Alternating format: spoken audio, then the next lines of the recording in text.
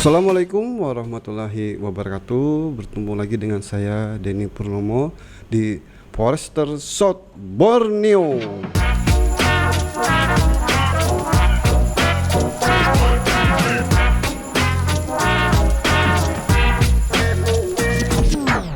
Kita akan lanjutkan lagi bincang-bincang kita berkaitan dengan kegiatan-kegiatan yang ada di Dinas Kehutanan, terutama di KPH. Pada kesempatan kali ini kita akan berbincang berkaitan dengan kegiatan-kegiatan yang ada di KPH Kusan. Nah, kebetulan hari ini telah hadir Kepala KPH Kusan Pak Rehanur. Apa kabar, Pak? Alhamdulillah baik. Mas Denny bagaimana? Alhamdulillah sehat, Pak ya. Alhamdulillah yang penting sehat. Nggih. Pak, nanti kita akan banyak berbicara atau membahas berkaitan dengan kegiatan-kegiatan yang ada di KPH Kusan, Pak. Mungkin Bapak bisa menceritakan, Pak, bagaimana sejarah KPH Kusan sendiri dan bagaimana gambaran-gambaran umum berkaitan dengan KPH Kusan, Pak. Baik, terima kasih sebelumnya Mas Denny. Jadi berkaitan dengan sejarah berdirinya atau terbentuknya daripada KPH Kusan yang ada di Tanah Bumbu ini, yang pertama adalah mengacu kepada SK atau Keputusan Menteri Kehutanan SK nomor 78 Menhub 2 Romawi /2010 tanggal 10 Februari 2010. Ini tentang penetapan wilayah KPH Kusan yang disebut KPHP Unit 6 Tanah Bumbu, yang lokasinya berada di semuanya berada di Kabupaten Tanah Bumbu, Provinsi Kalimantan Selatan. Jadi itu yang pertama kali. Kemudian pada tahun 2015 ya, itu juga ada lagi keputusan Menteri LHK ya nomor 624 ya tahun 2015 tentang penetapan lokasi pada satu KPHL dan satu KPHP unit pelaksana teknis daerah Provinsi Kalimantan Selatan yang berkaitan khusus langsung merujuk kepada KPH Kusan ini. Itu yang kedua. Kemudian yang ketiga, pada tahun 2017 ya, di mana 2016 semua kehutanan yang ada di kabupaten kota itu berdasarkan Undang-Undang 23 ya, semua bergabung ke provinsi ya. Nah, kemudian supaya pengelolaan kehutanan khususnya yang ada di kabupaten kota yang tetap berjalan, tentu OPT di daerah juga harus dibentuk. Nah, siapa yang bentuk tentu itu nanti di bawah Dinas Kehutanan Provinsi. Maka melalui situ terbitlah Peraturan Gubernur Provinsi Kalimantan Selatan nomor 023 tahun 2017 itu tentang pembentukan organisasi dan tata kerja OPT KPH pada Dinas Kehutanan Provinsi Kalimantan Selatan.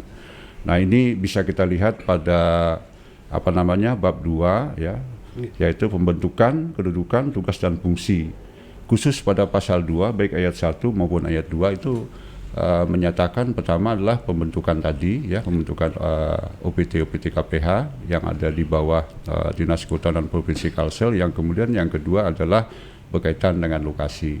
Nah, berkaitan dengan lokasi ini khusus untuk KPH Kusan ya, kembali lagi merujuk kepada Keputusan Menteri tahun 2010, yaitu berada di semua wilayah yang berada di KPHP Unit 6 Tanah Bumbu itu masuk di dalam OPTD ya, karena dia dibuat di Dinas Kehutanan, jadi sebutannya sudah OPTD. Semua berada di lokasi di OPT KPH Unit 6 Tanah Bumbu tadi. Nah, kemudian berdirinya ini juga tidak terlepas daripada potensi-potensi yang ada di sana ya, seperti yang ada di sana. Jadi baik potensi berkaitan dengan pemanfaatan ya secara umum, pemanfaatan dalam kawasan, kemudian juga berkaitan dengan sosial ekonomi ya, karena kita tahu bahwa di kawasan ini memang khususnya di KPH Kusan, baik masyarakat yang berada di dalam maupun di sekitar kawasan kan cukup banyak ya, cukup banyak, dan itu juga tentu nanti dalam hal pelaksanaannya kita banyak memperhatikan, dan itu terbukti di dalam kita menyusun rencana jangka panjang atau RPHJP setelah 10 tahun itu kita mengakomodir itu, semaksimal mungkin mengakomodir itu. Nah, jadi mungkin itu secara singkat ya berkaitan dengan KPH Kusan ini.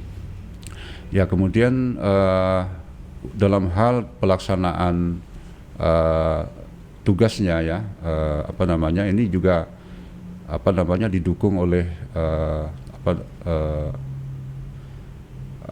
sarana dan prasarana ya. Nah, ini juga karena Provinsi Kalsel ini sudah menghimpun ya kegiatan yang ada di kehutanan, tentu pemerintah Provinsi Kalimantan Selatan melalui Dinas Kehutanan itu menyiapkan juga sarana semaksimal ya yang ada, termasuk di KPH Kusan. Jadi KPH Kusan ini juga dengan luas 79.530 hektar ini kami bagi menjadi 3 resort pengelolaan atau RPH seperti itu. Jadi ada yang pertama ada RPH Satuy, kemudian RPH Kusan Hulu, dan yang ketiga adalah RPH Batu Licin ya. Kalau luasan saya kira mungkin seimbang sajalah 3 lokasi RPH ini dengan segala macam potensi yang ada di dalamnya. Nah, kemudian juga untuk pelaksanaannya daripada kegiatan-kegiatan di KPH Kusan, kita juga didukung oleh personel tentunya ya. Namun jujur saja Mas Denny, memang kalau kita lihat dari luasan dan kemudian jumlah personel itu memang masih sedikit ya, cukup sedikit lah boleh dikatakan seperti itu. Jadi personel kami totalnya itu ada 34 ya, 20 ASN PNS ya, kemudian yang 14 di backup oleh non ASN ya. Kemudian kalau kita rincikan lagi di situ ada fungsional juga, misalnya Polhut ya, karena kita Polhut ini memang kesininya secara kan makin terbatas ya, sehingga hanya ada 3 Polhut ya, yang ASN, kemudian tapi kita di backup juga oleh tenaga 3PH. 3PH ini memang penugasan langsung dari dinas ya untuk membackup kegiatan-kegiatan yang berhubungan dengan katakanlah pengamanan hutan dan lain-lain yang di KPH. Kemudian juga ada fungsional penyuluh ya. Fungsional penyuluh kita alhamdulillah masih ada 4 ya, masih ada 4 dengan lokasi yang demikian luas tadi. Bisa-bisa kami lah mengaturnya seperti apa. Nah, kemudian di samping itu kita juga punya PEH ya, punya PEH 1 pengelola ekosistem hutan ya, itu ada 1, kemudian yang jabatan-jabatan fungsional umum lainnya. Jadi 34 tadi terbagi habis di situ. Kemudian karena RPH ini pada KPH ini pada prinsipnya kan saya kira sama lah secara nasional, bahwa dia melakukan pengolahan hutan di tingkat tapak, tentu dengan segala macam dinamika yang ada di dalamnya ya, berkaitan dengan sosial, ekonomi, termasuk yang wajib kita kelola itu adalah berkaitan dengan yang kawasan itu sendiri ya, sehingga untuk menuju hutan lestari, masyarakat sejahtera ya, mungkin dari situ nanti kegiatan-kegiatan berkaitan apapun tentu rujukannya adalah daripada program yang ada atau kegiatan yang ada di Dinas Kehutanan, yang kemudian di KPH tadi itu melaksanakan sesuai dengan RPHJP yang sudah kita susun sebelumnya. Mungkin seperti itu Mas Denny untuk sejarah singkat, dan tadi saya tambahkan juga dengan lain-lain lah untuk membackup itu. Terima kasih Pak. Ini tadi kan KPH Kusan sendiri kan telah ditetapkan oleh peraturan gubernur sejak tanggal 3 Maret 2017 Pak lah, dengan Total luas itu 279.531 hektar dengan jumlah personil tadi sekitar 34, Pak. Dari semua itu, Pak, apa saja, Pak, yang telah dilakukan berkaitan dengan kegiatan di KPH Kusan, Pak? Jadi apa namanya cukup banyak ya kegiatan yang sudah dilakukan, karena apa namanya KPH ini dia dalam hal pemanfaatan ya, karena prinsipnya kita berkaitan dengan pemanfaatan ini semua lini lah kita bisa usahakan maksimalkan seperti itu. Jadi kalau di KPH Kusan ini kebetulan memang ada juga berkaitan pemanfaatan ini ada PBPH ya, ada perizinan berusaha itu ya, katakanlah HTI, apa namanya hutan tanaman industri. Di situ ada, di tempat kami ada 6 ya, ada 6 PBPH. Kemudian juga ada 17 PPKH ya dengan perizinannya seperti itu. Ini dari sisi perizinan ya. Kemudian juga ada berkaitan dengan izin persetujuan yang kita kenal dengan perhutanan sosial misalnya ya, perhutanan sosial ini. Nah, di sini ada 19 perizinan perizinan perhutanan sosial. Itu ada macam-macam juga dari 19 itu ada HKM ya, hutan kemasyarakatan, ada hutan desa, ada hutan tanaman rakyat, dan kemudian ada juga apa namanya kemitraan kehutanan seperti itu ya. Nanti secara rinci nanti kita bisa dijelaskan lah itu hubungannya ke masyarakat. Kemudian dari situ juga kita tentu melakukan ya koordinasi ya, kemudian monitoring dan evaluasi dan seterusnya lah ya kepada pihak-pihak yang terkait sebagaimana kewenangan yang ada pada kami. Kita juga melakukan berhubungannya dengan satwa misalnya. Kita juga melakukan pelepas liaran daripada satwa. Kemudian juga fungsi pengamanan ya, kita juga melakukan intelijen misalnya. Kemudian patroli berkaitan dengan apa namanya bahaya kebakaran hutan dan lahan dan seterusnya seperti itu. Nah, termasuk juga apa namanya hubungannya dengan untuk pembinaan kepada masyarakat ya. Artinya dalam hal kegiatan saya kira di KPH Kusan ya, sama mungkin dengan KPH yang lain, saya kira mengacu kepada program dan kegiatan dinas ya, berkaitan dengan katakanlah tutupan lahan ya, berdasarkan IKU kita ya, seperti itu. Di KPH Kusan juga melakukan itu ya, dengan kegiatan misalnya revolusi hijau ya. Revolusi hijau ini bukan hanya sekedar kita menanam di apa namanya di lingkungan saja, tetapi juga berkaitan langsung dengan masyarakat yang ada di dalam maupun di sekitar kawasan tadi.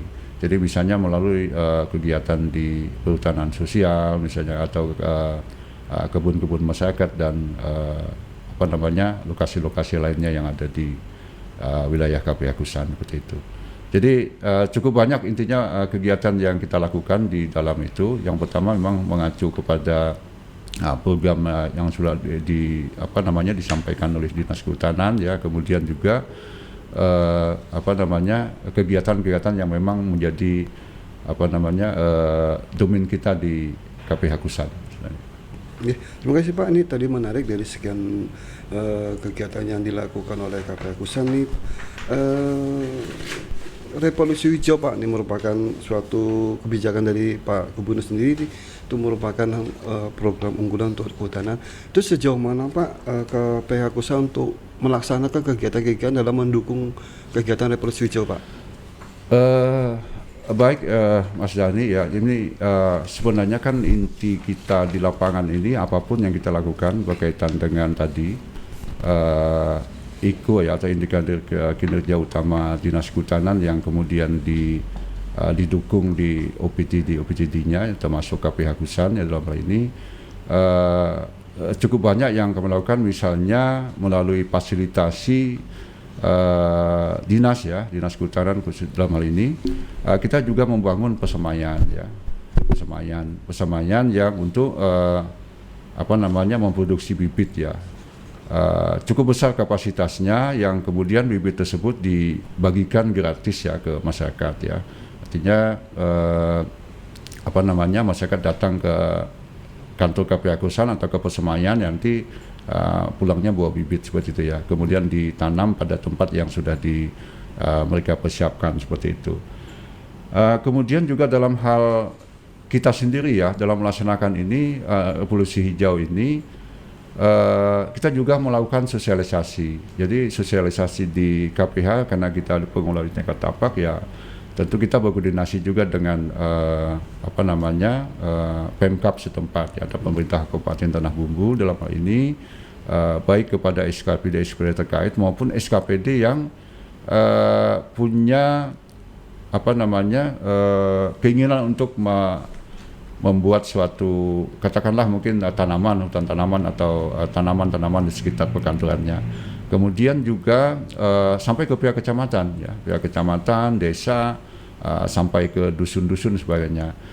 Nah, penanaman ini sekali lagi tidak hanya sebatas itu, tetapi juga sampai ke kelompok taninya atau KTH ya, kelompok tani hutannya, dan juga ke masyarakat secara umum ya, termasuk lembaga-lembaga non pemerintah lainnya ya yang bisa kita kita bisa akses, atau bahkan terkadang di wilayah Tanah Bumbu ini uniknya Mas Denny, kadang informasi ini karena sudah mulut ke mulut ya, mereka datang langsung ke kantor KPH Kusan yang kemudian berdiskusi masa itu, dan cukup banyak yang juga melakukan menanaman dengan mengambil bibit tadi, melakukan penanaman secara mandiri ya di lokasi mereka masing-masing. Nah kemudian sekali lagi memang kegiatan ini bukan hanya fisik seperti itu, tapi juga termasuk mengedukasi sampai ke tingkat sekolah ya. Tingkat sekolah itu mulai PAUD ya dengan pola-pola ke setingkat usia mereka ya, kemudian juga SD, kemudian SMP sampai SLTA, atau lembaga sekolah lainnya ya, kita juga masuk di situ. Tapi yang paling utama adalah pesan yang ingin disampaikan melalui Perda nomor 7 2018 ya, berkaitan dengan revolusi hijau Provinsi Kalimantan Selatan ini, itu tersampaikan ke masyarakat secara luas ya. Jadi bentuknya macam-macam, bisa dalam bentuk penanaman tadi, kemudian pembagian bibit ya, kemudian juga mengedukasi atau juga mensosialisasikan secara umum di tengah-tengah masyarakat. Seperti itu Mas Dhani. Luar biasa kegiatan dalam mendukung revolusi hijau tadi berkaitan dengan pembagian bibit maupun penanaman dengan berbagai macam sektor Pak, ini luar biasa. Oke, sebelum kita melanjutkan perbincangan kita dengan Pak KPH Kusan, mari kita saksikan dulu potensi-potensi HHBK dan jasa lingkungan yang ada di KPH Kusan berikut ini.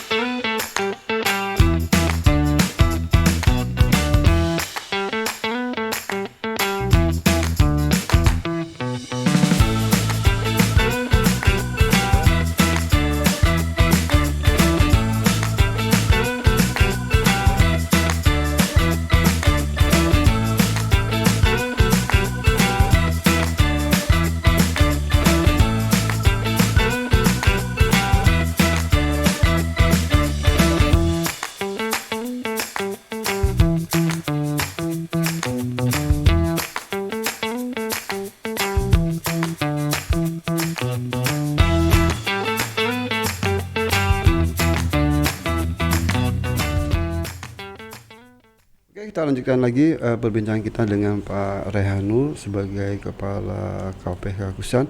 Tadi kita bicara berkaitan dengan gerakan revolusi hijau Pak, berkaitan dengan mendukung satu kinerja utama kita di mengurangi bukaan atau menambahkan tutupan lahan. Nah, kita akan bicara satu lagi indikator, yaitu meningkatkan kesejahteraan masyarakat, Pak. Salah satunya melalui perhutanan sosial. Nah, bagaimana Pak perkembangan kegiatan perhutanan sosial di KPH Kusan sendiri, Pak? Baik, Mas Denny, sampai tahun 2022 ini kita ada 19 ya yang mendapat perizinan persetujuan berkaitan dengan perhutanan sosial ya yang ada di KPH Kusan ya. Jadi dari 19 ini ada kemitraan kehutanan ya cukup banyak ya, ada 9 sebenarnya, ada 12 ya, kemudian ada HTR juga. HTR ini ada 6 saya kira karena ada perubahan kemarin. Kemudian ada hutan desa itu sebanyak 2 persetujuan dan HKM 1 persetujuan. Nah, dari perizinan yang sudah mereka pegang ini ya, dalam hal ini kelompok tani hutan ya, ini murni masyarakat, ada juga memang koperasi di situ. Ini sudah berjalan ya, sudah berjalan sesuai dengan ininya, hanya memang ada beberapanya yang belum optimal ya, belum optimal itu maksudnya dalam hal pengelolaannya mereka masih ada kendala-kendala tertentu. Tetapi pada kondisi tertentu juga beberapa pemegang izin ini sudah bisa melaksanakan kegiatannya dengan cukup baik ya, dan kemudian kalau berkaitan dengan PS tentu kita juga bicara berkaitan dengan usaha yang mereka lakukan di dalam areal persetujuan tersebut ya. Jadi nah dari usaha-usaha ini juga cukup banyak yang mendatangkan nilai ekonomi ya. Katakanlah misalnya di suatu tempat ya persetujuan perhutanan sosial ini sudah menghasilkan produk-produk tertentu ya, seperti yang kita kenali misalnya madu ya, lebah madu kelulut ya, kemudian juga ada jamur tiram juga di situ ada, kemudian kayu manis ya, kemudian juga pengelolaan kemiri ya cukup banyak juga seperti itu.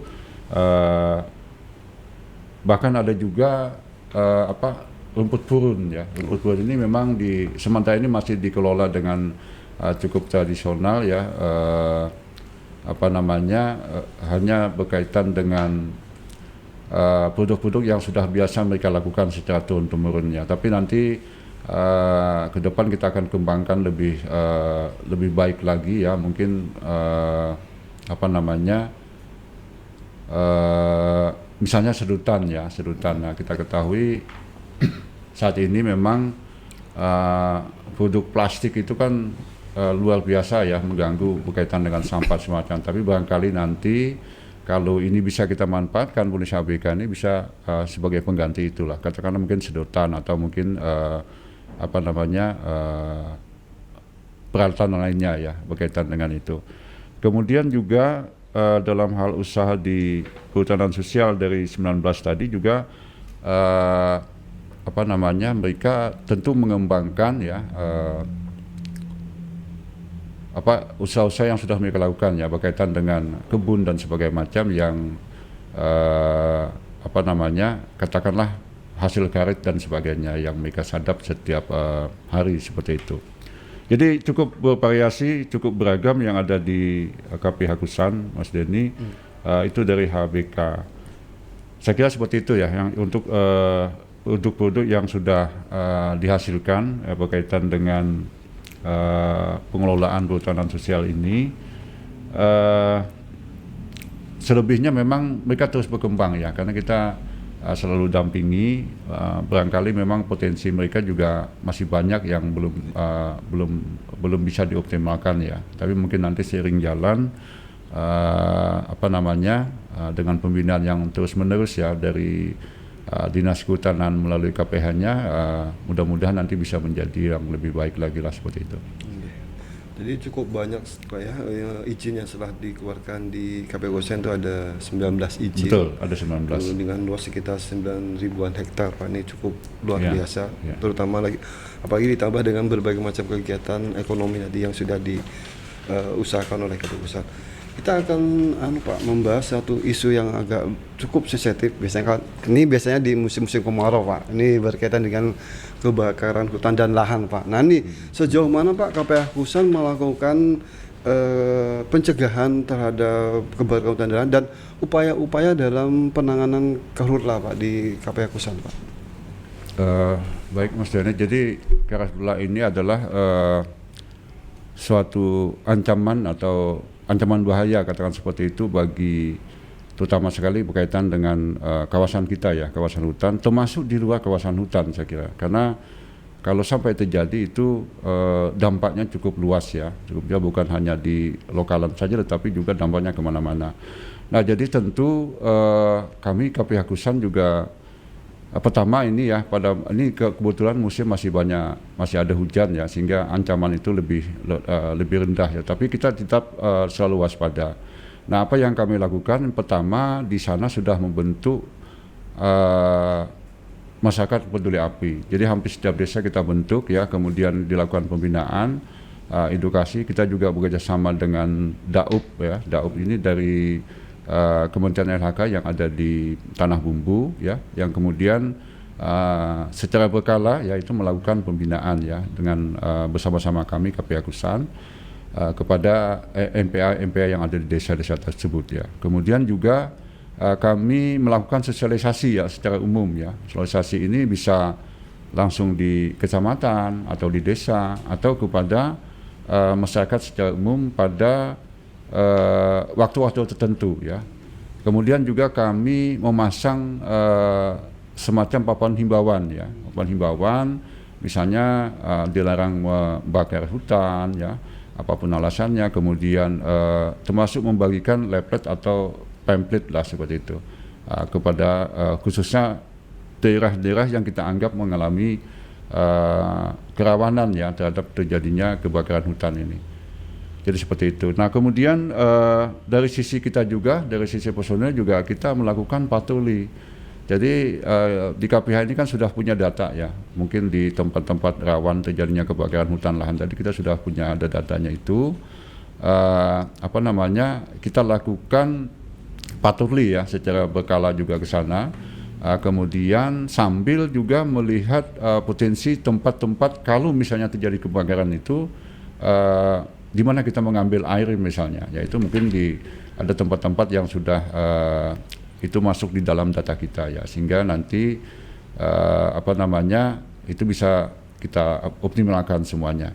Tapi yang jelas kita berusaha melakukan pencegahan ya, lebih ke pencegahan karena mencegah itu lebih baik daripada kalau kita melakukan pemadaman ya. Tentu ada dampaknya, ada cost dan sebagainya macam ya nanti kalau kita melakukan pemadaman. Tapi kalau kita bisa mencegah ya dengan tadi katakanlah mungkin dengan masyarakat ya, kita di sana kan masih adalah masyarakat yang menyiapkan lahan itu dengan cara di pembakaran ya. Nah ini yang perlu kita edukasi ya, kita datangi. Kita ajak ngobrol di sana, kemudian kita sampaikan, Bapak, Ibu, tolong ini jangan dibakar, ya, jangan dibakar. Walaupun sebenarnya itu bukan yang mereka tebas itu kan bukan kayu-kayu produktif ya, katakanlah kayak semacam gulma atau perdu atau ilalang sebagainya. Tapi itu juga kalau sampai terjadi kebakaran maka ya tadi berdampak kemana-mana seperti itu Mas Denny. Sehingga kami coba masuk di situ, kita datangi ke ke masyarakatnya, ya kita sampaikan, tolong jangan dibakar. Artinya ya sudahlah, lakukanlah nanti persiapan lahan itu secara tidak dibakar seperti itu. Kita upayakan seperti itu. Nah jadi saya kira itu mungkin antara lain yang kita lakukan ya. Tapi alhamdulillah ini karena memang bantuan yang karena memang bantuan alam ya, ada peran alam juga pada tahun ini dan tahun kemarin itu memang kebakaran kan hampir tidak ada lah ya, boleh dikatakan tidak ada karena memang cuacanya kan didukung cuaca secara alami memang tidak panas seperti beberapa tahun yang lalu ya, seperti itu. Kemudian perlu juga saya tambahkan berkaitan dengan ini kami juga mempersiapkan sarpas-sarpas yang mendukung dalam hal kalau misalnya terjadi, tapi mudah-mudahan tidak seperti itu Mas Dhani. Sehingga kita siapkan sarpas pendukung itu ya, mulai yang manual yang kemudian itu bisa mobilitasnya cukup tinggi ya kalau kita harus melakukannya di dalam menggunakannya dalam kawasan hutan ya. Misalnya persiapan jet shooter, kemudian kepiok, kemudian termasuk untuk pakaian pengamanan ya, helm, sepatu, baju dan sebagainya macam. Nah, kemudian itu juga itu juga ada di MPA tertentu ya yang kita kita kondisikan untuk selalu waspada. Jadi mungkin seperti itu, Mas Den. Terima kasih Pak, luar biasa ini berkaitan dengan penanganan karhutla, di mana KPH Kusan ini menekankan kepada pencegahan Pak ya. Betul tadi memang pencegahan ini lebih mudah untuk menangani dan biayanya pun lebih murah karena tadi ada sosialisasi dan juga papan himbauan, dan alhamdulillah ini juga efektif Pak ya untuk mencegah kebakaran. Insyaallah. Biasanya memang ini Pak tadi sudah sampaikan, biasanya kebakaran atau pembukaan lahan itu kan pada masyarakat itu biasanya untuk pemenuhan kebutuhan pada masyarakat Pak. Ini biasanya. Nah ini berkaitan dengan hasil olahan atau hasil dari masyarakat itu apa saja Pak produk-produk unggulan yang dikembangkan oleh KPH Kusan, baik itu hasil hutan bukan kayu ataupun jasa lingkungan yang dikembangkan, dan fasilitasi apa saja Pak ya untuk yang telah diberikan dalam upaya untuk mendorong produk-produk unggulan ini di KPH Kusan Pak. Baik, ada beberapa ya berkaitan dengan HBK unggulan ya. Tadi saya sampaikan secara umum. Jadi ada madu kululut ya salah satunya. Kemudian juga ada madu alam ya. Madu alam ini tentu berbeda karena dia adanya di alam seperti itu. Kemudian ada juga kemiri. Nah, kemiri ini kebetulan pada tempat tertentu itu perkembangan secara alamiah, kemudian budidaya juga sangat bagus di sana. Kemudian juga ada kayu manis ya, kayu manis ini salah satu unggulan kita juga. Kemudian ada juga yang jamur ya, jamur ini juga produk daripada salah satu KTH kita yang ada di di dalam KPH Kusan. Nah, kemudian berkaitan itu apa yang KPH Kusan ya, Dinas Kehutanan Provinsi Kalsel lakukan ya berkaitan dengan itu, tentu berkaitan dengan yang pertama lah pembinaan, pendampingan ya, itu sudah kita selalu upayakan seperti itu. Kemudian pada skala tentu kita juga memfasilitasi terutama sekali mungkin semacam katakanlah ahlinya ya di bidang-bidang tadi ya, industri segala macam, yang kemudian itu berposisi di kabupaten, kita coba datangkan ke lokasi yang ada HBK-nya tadi ya, untuk memberikan tambahan-tambahan pengetahuan ya bagi masyarakat yang mengelola. Kemudian juga berkaitan sarpas ya, sebisa mungkin kita fasilitasi, tentu ini melalui dinas ya, dinas kehutanan ya.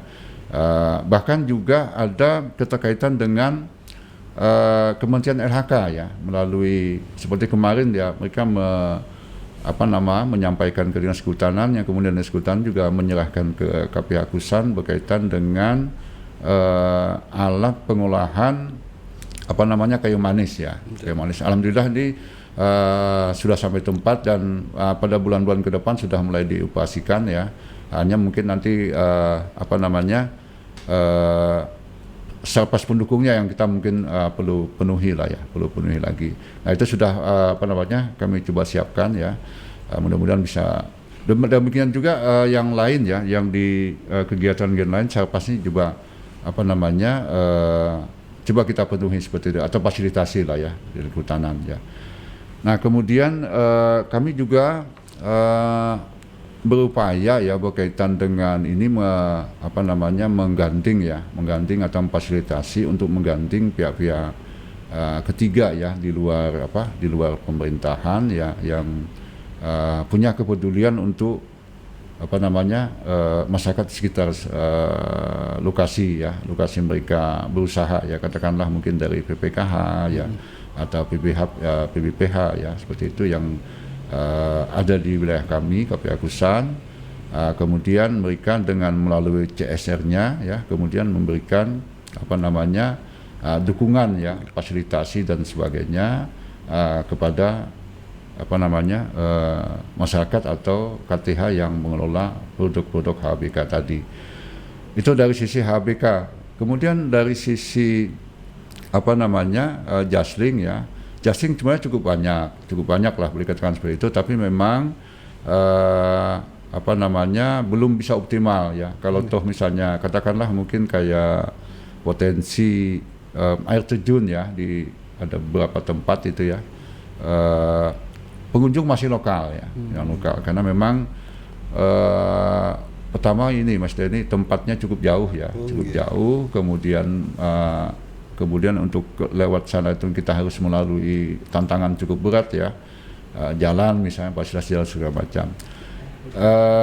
Jadi masih lokalan, tapi ini bagi kami adalah potensi yang mana pada suatu ketika ini pada waktunya mungkin nanti akan terbuka lebih luas lagi ya, karena kita ketahui KPH Kusan inilah satu bagian daripada gerbang ibu kota negara kita yang akan saat ini sedang dibangun di Provinsi Kalimantan Timur, sehingga cukup dekat untuk ke Banjarbaru, ke Banjarmasin ya, dan kan nanti jalur lintasnya salah satunya melalui KPH Kusan.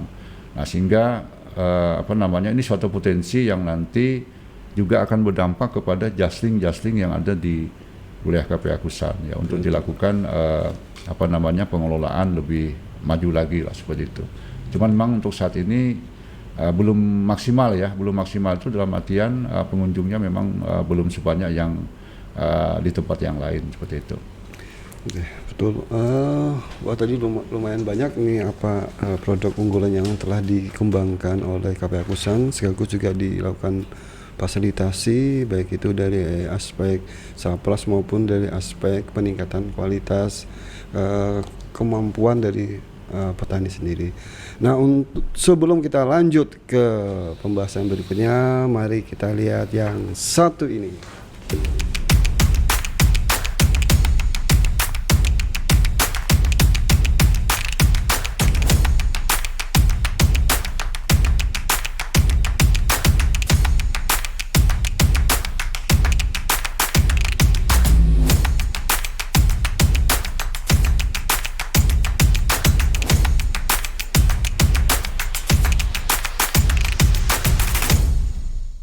Oke, kita lanjut lagi bincang-bincang kita.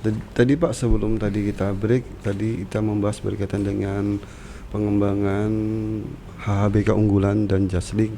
Nah, ini berkaitan dengan pengembangan HHBK Pak, tentu pembiayaannya ini kan cukup besar Pak. Mungkin kita sendiri sebagai pemerintah pun pasti punya anggaran terbatas Pak. Nah, ini adakah upaya-upaya KPH Kusan dalam pengembangan HHBK itu melakukan kolaborasi Pak? Baik Mas Denny, jadi tentu ya salah satu kendala di dalam optimalisasi ini ada hubungannya juga dengan perhutanan sosial saya kira. Karena perhutanan sosial itu masing-masing lokasi kan pasti dia punya potensi HBK, kemudian potensi Jasling dan sebagainya. Katakanlah mungkin HBK ini tentu kami mencoba ya tadi misalnya menggandeng pihak-pihak di luar pemerintahan, katakan swasta ya, perusahaan seperti itu, terutama swasta atau perusahaan yang berada di dalam wilayah Tanah Bumbu ya, atau di dalam KPH Kusan seperti itu. Jadi misalnya kita coba melakukan menggandeng ya pihak PPKH ya yang mengelola pertambangan ya, kemudian PBPH ya yang mengelola hutan tanaman seperti itu. Coba kita kita ganding untuk berkolaborasi bersama-sama, terutama KTH-KTH yang mengelola HBK tadi, untuk memaksimalkan daripada potensi HBK ini sehingga bisa berkembang lebih baik lagi seperti itu. Karena kalau HBK ini bisa berkembang ya, kemudian itu menjadi nilai ekonomi yang signifikan ya untuk meningkatkan kesejahteraan masyarakat, tentu ini akan berdampak juga kepada ekonomi secara umum ya, khususnya yang ada di wilayah Tanah Bumbu seperti itu. Nah, dalam hal penggandingan ini ada satu yang mungkin perlu kami sampaikan juga, Mas Denny. Upaya kolaborasi ini ternyata sudah ada contoh yang bisa dilakukan di tahun 2022 ini ya, tepatnya di bulan Juli ya, kita melalui fasilitasi tadi ternyata ada 2 PPKH ya melakukan kolaborasi dengan memberikan support terutama sekali pendanaan untuk kegiatan perhutanan sosial atau pemegang izin perhutanan sosial ya, lebih tepatnya kalau yang ada ini kan di pemegang perizinan perhutanan sosial LPHD Jombang Prima Asri di Desa Jombang, Kecamatan Satuy. Mereka sudah melakukan komitmen ya dengan PPKH, ada 2 PPKH ya, untuk yang kemudian dituangkan dalam MOU ya.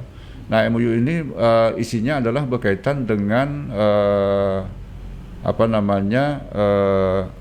support ya dari 2 PPKH tadi untuk membangun hutan tanaman, khususnya agroforestry, Mas Denny. Jadi agroforestry ini kita ketahui dominan adalah tanaman apa yang kita kenal dengan tanaman MPTS atau HBK lah ya, hasil hutan bukan kayu.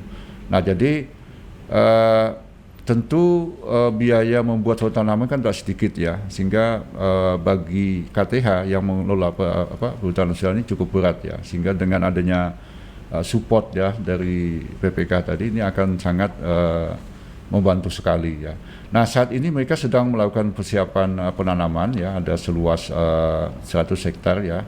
Jadi ada 50 hektar dibantu oleh PPKH Kaudi Pelita, kemudian satunya lagi oleh PPKH PT SDI ya, yang kemudian mereka berkolaborasi bersama-sama dengan kelompok perhutanan sosial, pengelola perhutanan sosial ini untuk melaksanakan kegiatan pembuatan hutan tanaman yang kita kenal dengan tanaman agroforestry. Nah, sehingga kemudian agroforestry ini juga karena memang dia punya skema tanaman yang tanaman kayu-kayuan juga ada ya, untuk konservasi juga sangat diperhatikan ya. Kemudian dia juga ada tadi tanaman MPTS, ABK, kemudian juga dia punya tanaman sela ya. Jadi di sana berdasarkan pertimbangan teknis ya, tentu yang cocok adalah tanaman kopi misalnya. Jadi nanti ada sekian banyak tanaman kopi ya, ada puluhan ribu tanaman kopi yang nanti pada masanya harapan kita itu nanti dipanen, yang kemudian menjadi penghasilan yang sangat luar biasa bagi khususnya pengelola perhutanan sosial tersebut. Demikian juga mungkin berkaitan dengan tanaman MPTS-nya ya, yang jangka panennya cukup agak lama ya dibanding kopi tadi. Ada jengkol, ada petai, ada buah-buahan lainnya ya. Itu juga kita harapkan menjadi sentra buah-buahan. Nah, di samping itu juga untuk mendukung itu masyarakat ya, terutama yang berada di luar LPHD ini, paling tidak bisa juga nanti sambil diedukasi lewat sana ya, kita jadikan semacam sarana penyuluhan juga ya. Mudah-mudahan dengan himbauan, dengan pendampingan, dan kemudian pemberian penyuluhan di tengah-tengah masyarakat ini bisa mengembangkan masyarakat sekitarnya. Tetapi yang paling pasti itu adalah yang sudah punya izin ya, punya izin perhutanan sosial ini yang perlu sekali kita dampingi, terutama sekali mengembangkan HBK. barangkali nanti dengan pihak-pihak yang lain ya, bukan hanya PPK saja, tetapi dengan pihak lain kita juga bisa gandeng kemudian untuk kita kerjasamakan dalam bentuk yang lain ya, bukannya tanaman. Saya kira mungkin dari pelatihan, kemudian pemberian sarana pengolahan hasil hutan dan sebagainya macam di PS yang ada di perhutanan sosial yang ada di tempat lain ya, khususnya di dalam wilayah KPH Kusan tadi. Seperti itu, Mas. Ya, terima kasih Pak. Ini luar biasa di sini di tahun 2022 ini Pak ya, sudah terjalin kolaborasi antara LPHD Jombang Pak ya dengan 2 izin BPKH. Mudah-mudahan ini bisa berjalan lancar Pak, sehingga ini bisa menjadikan model Pak ya, untuk kita bagaimana mengembangkan perhutanan sosial dengan skema kolaborasi dengan BPKH. Mungkin untuk menutup perbincangan kita Pak, mungkin apa Pak saran atau harapan-harapan Bapak ataupun juga himbauan-himbauan Bapak berkaitan dengan pengelolaan hutan baik itu di Kusan maupun secara keseluruhan Pak?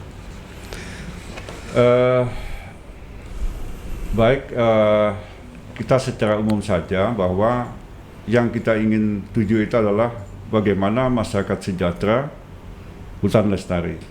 Sehingga saya menghimbau dari saya pribadi, kemudian kawan-kawan ya, untuk tetap selalu semangat dan selalu nanti melakukan kerjasama yang baik dengan seluruh komponen yang ada, termasuk masyarakat yang berada di dalam maupun di sekitar kawasan hutan tersebut. Ini harus diberdayakan sehingga pada akhirnya pemanfaatan itu betul-betul dirasakan oleh semua pihak. Saya kira seperti itu, Mas. Ya, terima kasih Pak. Sekali lagi saya mengucapkan terima kasih banyak Pak kepada Pak Rehanur sebagai Kepala KPH Kusan atas informasi kegiatan yang dilaksanakan di Kusan. Demikianlah bincang-bincang kita kali ini, mudah-mudahan bisa memberikan informasi kepada semuanya berkaitan dengan kegiatan kami yang ada di Dinas Kehutanan, terutama di KPH Kusan, dan sampai ketemu lagi. Wassalamualaikum warahmatullahi wabarakatuh. Wah, itu dia. Masih Pak.